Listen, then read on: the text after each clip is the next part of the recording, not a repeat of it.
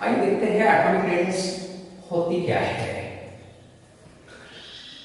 Atom का structure हम consider करेंगे। Suppose this is the nucleus, this is the first shell, this is the second shell and this is the last shell जहां electron present है। अब इस nucleus का centre और ये आउटर मोस्ट इलेक्ट्रॉन, इन दोनों में जो डिस्टेंस रहेगा that is called atomic radius. The distance between center of nucleus and outermost electron in an atom is known as atomic radius or atomic size. अब transition series में atomic size का, atomic radius का trend किस प्रकार से रहेगा? Let me explain with the help of first transition series elements. अब पहले ट्रांजिशन सीरीज में कौन से एलिमेंट्स आते हैं? Scandium, titanium, vanadium, chromium, manganese, निकल, मैंगनीज, आयरन, कोबाल्ट, निकल, कॉपर एंड जिंक। अब ये जो एलिमेंट्स है उनका एटॉमिक नंबर कितना रहेगा? एटॉमिक नंबर हम यहां लिखेंगे 21, 22, 23, 24, 25, 26, 27, 28, 29, 30। देन कॉन्फ़िगरेशन आउटर मोस्ट हम यहां लिखेंगे 3d1, 3d2, 3d3, 3d5 NCR and Mn both, 3d5, 3d6, 3d7, 3d8, 3d10, 3d10। हमने सिर्फ d इलेक्ट्रॉन्स को यहां लिखा है। देन न्यूक्लियर चार्ज कितना रहेगा? रिमेंबर एटॉमिक नंबर जितना न्यूक्लियर चार्ज उतना। यहां एटॉमिक नंबर 21 है, न्यूक्लियर चार्ज +21 +22, यहां +23 +24 +25 +26 +27।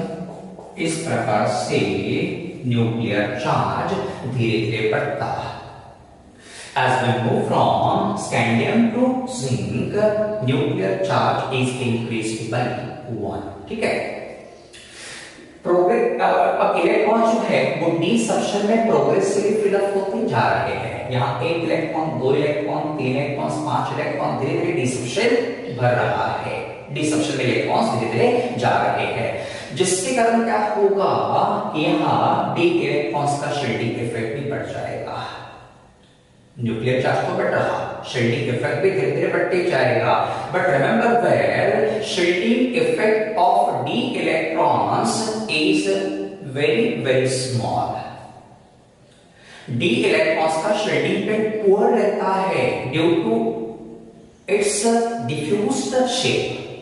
Due to diffused shape of d subshell, d electrons का शील्डिंग इफेक्ट कैसे रहेगा? Very poor. डिफ्यूज शेप का मतलब इसका शेप काफी बड़ा रहता है, स्प्रेडेड रहेगा, फैला हुआ रहेगा। तो रिमेंबर वेल डी सबशेल का शेप डिफ्यूज होने के कारण इन इलेक्ट्रॉन्स का शील्डिंग इफेक्ट पुअर रहता, जिसके कारण क्या होगा? देखिए यहां पे न्यूक्लियर चार्ज तो बढ़ रहा बाय 1 यूनिट, +121 +22 +23। शील्डिंग इफेक्ट भी बढ़ रहा, but increase in nuclear charge is more than that in shielding effect. Nuclear charge में जो इंक्रीज हो रहा वो शील्डिंग इफेक्ट के इंक्रीज से भी ज्यादा लगेगा, जिसके कारण इफेक्टिव न्यूक्लियर चार्ज इंक्रीजेस। अब इफेक्टिव न्यूक्लियर चार्ज का मतलब क्या होता है? देखो जरा, न्यूक्लियर चार्ज किसके कारण निर्माण होता है? Due to protons. जितना प्रोटॉन रहेगा उतना न्यूक्लियर चार्ज रहेगा। लेकिन इफेक्टिव न्यूक्लियर चार्ज क्या रहेगा? The actual charge, positive charge, the actual positive charge experienced bye electron. is known as effective nuclear charge, जो फ्रैक्शन में भी रह सकता है। न्यूक्लियर चार्ज ऑलवेज इंटीजर रहेगा 21, 22, 23 प्रकार से, लेकिन इफेक्टिव न्यूक्लियर चार्ज फ्रैक्शन में भी रह सकता है। तो जो भी एक्चुअल चार्ज इलेक्ट्रॉन के द्वारा एक्सप्रेस किया जाएगा पॉजिटिव चार्ज, उसे हम इफेक्टिव न्यूक्लियर चार्ज कहते हैं। ठीक है, तो अब देखिए इस आउटर मोस्ट इलेक्ट्रॉन पे इफेक्टिव न्यूक्लियर चार्ज धीरे धीरे बढ़ रहा, जिसके कारण electron will come close to nucleus. Positive charge बढ़ रहा, इफेक्टिव न्यूक्लियर चार्ज बढ़ रहा इस इलेक्ट्रॉन पे, मतलब इलेक्ट्रॉन और न्यूक्लियस में अट्रैक्शन बढ़ेगा, और जब भी अट्रैक्शन बढ़ता है एक दूसरे के करीब आते हैं। This is the law of nature. Attractive force जब भी बढ़ता है, दो जो ऑब्जेक्ट्स रहेंगे वो एक दूसरे के करीब आएंगे, डिस्टेंस धीरे कम होगा, ये सब आपको पता ही है, ठीक ना। तो यहाँ पे भी देखिए इस प्रकार से होगा, इफेक्टिव न्यूक्लियर चार्ज बढ़ गया, इस इलेक्ट्रॉन पे न्यूक्लियस का अट्रैक्शन बढ़ेगा, इलेक्ट्रॉन न्यूक्लियस के करीब आएगा, देयरफॉर एटॉमिक रेडियस धीरे धीरे कम होगा। Remember well, what is the gradient from Sc to Cr, atomic radius decreases.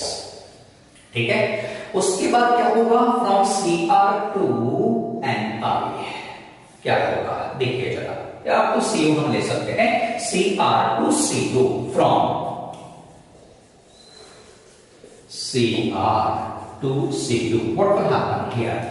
अब न्यूक्लियर चार्ज तो धीरे धीरे बढ़ रहा, 25, 26, 27, 28, 29 इंक्रीज बाय 1 यूनिट। ठीक है, बाद में डी इलेक्ट्रॉन की संख्या भी धीरे धीरे बढ़ रही है, 5, 5, 6, 7, 8। ठीक है, डी सबशेल में इलेक्ट्रॉन की संख्या जैसे बढ़ेगी वैसे इलेक्ट्रॉन का पेयरिंग भी बढ़ते जाएगा। डी सबशेल में इलेक्ट्रॉन का पेयरिंग बढ़ने के कारण यहाँ रिपल्शन भी धीरे धीरे बढ़ते जाएगा, और इसलिए हम क्या करेंगे, ये शील्डिंग इफेक्ट आल्सो इंक्रीजेस।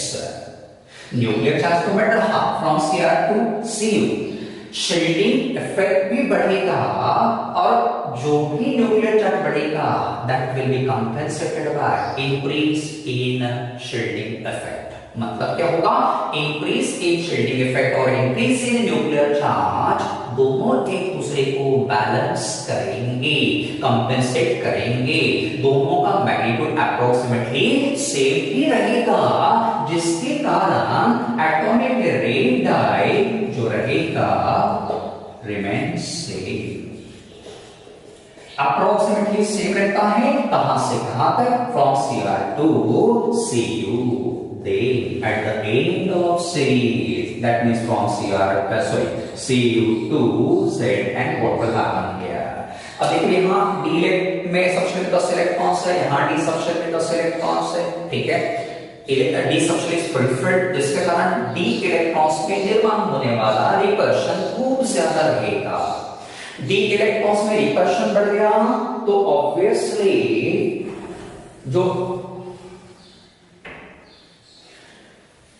जो न्यूक्लियर चार्ज है उसको डोमिनेट करेगा।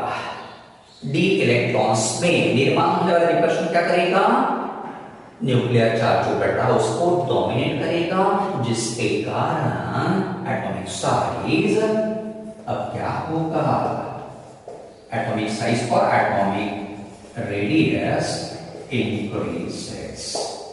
तो इस प्रकार से देखिए यहां खूब सारा वेरिएशन है एटॉमिक रेडियस में, इसलिए ये टॉपिक काफी इंपॉर्टेंट है रिगार्डिंग कॉम्पिटिटिव एग्जामिनेशंस। तो आपको समझ में आया होगा, scandium to chromium atomic radius decreases, chromium to copper atomic radius approximately same, and at the end atomic radius increases. Now let us consider three series here, 3d 4d and 5d। ये आता है 4th period में, इसको रखा गया है 5th period में, और ये रखा है 6th पीरियड में। ठीक है, अब जैसे हम 3d to 4d to 5d जाएंगे, what will happen here, we are moving with the group, बराबर, और ग्रुप में एटॉमिक रेडियस डेफिनेटली इंक्रीज होता है।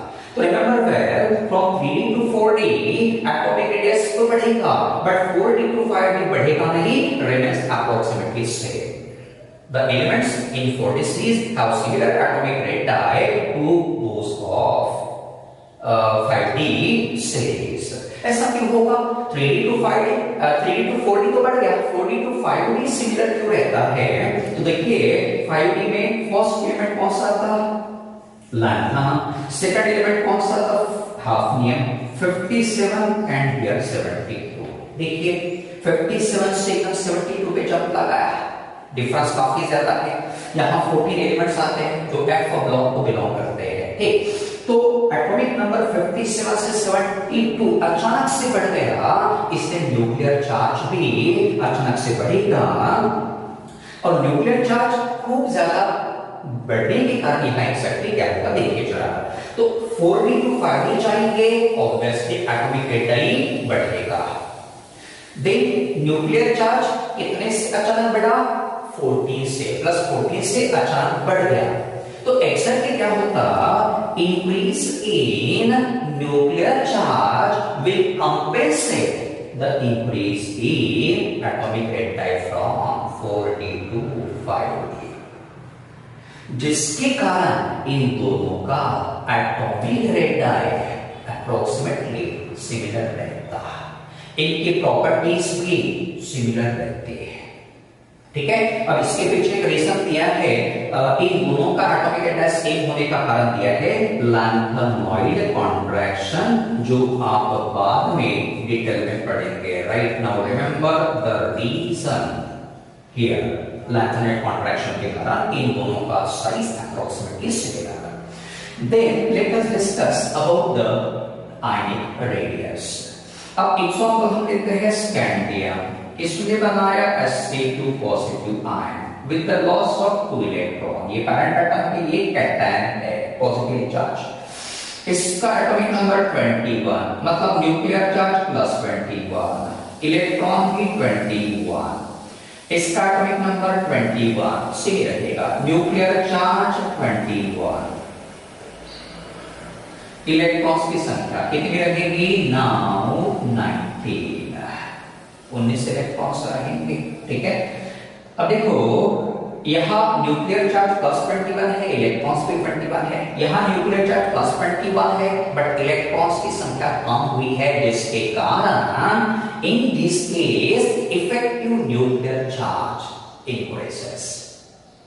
इलेक्ट्रॉन की संख्या कम है ना, और पॉजिटिव चार्ज ज्यादा है, तो obviously effective nuclear charge in this case increases, जिसके कारण इलेक्ट्रॉन न्यूक्लियस के करीब आएगा एंड देयरफॉर साइज डिक्रीजेस, ठीक है। Therefore remember well size of cation is smaller than parent atom. Always remember well, parent atom से कैटायन का size छोटा होता है। अब ये आयनिक रेडियस एक्सैक्टली क्या होता है वो भी बता देता हूं, कंफ्यूजन नहीं रहना चाहिए। देखिए ये समझो न्यूक्लियस है, ये फर्स्ट शेल है, ये थर्ड शेल है, ये लास्ट शेल है, ठीक है। समझिए आयन का स्ट्रक्चर है। तो effective distance from the centre of nucleus of ion, effective distance from the centre of nucleus of ion up to which it has influence, up to which this nucleus has influence on electron cloud, on electron cloud। Atom electron cloud रहता है, ion भी electron cloud रहेगा। तो ये जो distance रहेगा between centre of nucleus and the point up to which this nucleus has its control, its influence on electron cloud, that distance is called ionic radius। Simple way में याद रखना, the distance, effective distance from the center of nucleus of ion up to which it has influence on the electron cloud is known as ionic radius। अब दो तीन example हम consider कर लेते हैं। जैसे पहला एग्जांपल हम लेंगे यहाँ पे Cr2 पॉजिटिव, Cu2 पॉजिटिव, ठीक है। Atomic number here 24, here 29, nuclear charge here +24 +29। Then ionic radius कितना रहेगा 82 पिकोमीटर, 62 पिकोमीटर, सॉरी 72 पिकोमीटर। अब देखिए यहां पे जैसे हम इधर से इधर जाएंगे what will happen here, okay yes 62 picometre है।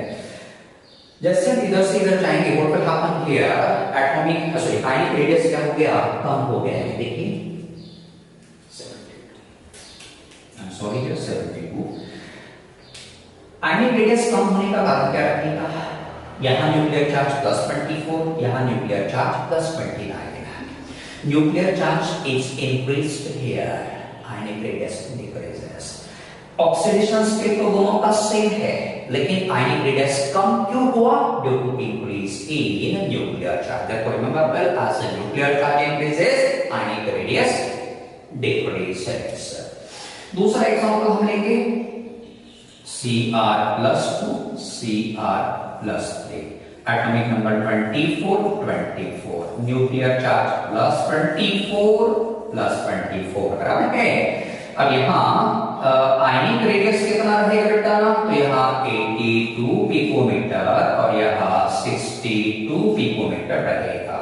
अब देखिए फिर से इधर से इधर आयनिक रेडियस कम हो गया, ऐसा क्यों, न्यूक्लियर चार्ज तो सेम है, लेकिन यहाँ पॉजिटिव चार्ज बढ़ा, मतलब इलेक्ट्रॉन की संख्या यहाँ कम रहेगी एज कंपेयर टू Cr जो पॉजिटिव आयन, जिसके कारण इफेक्टिव न्यूक्लियर चार्ज ज्यादा रहेगा in case of Cr3 positive, therefore ionic radius decrease.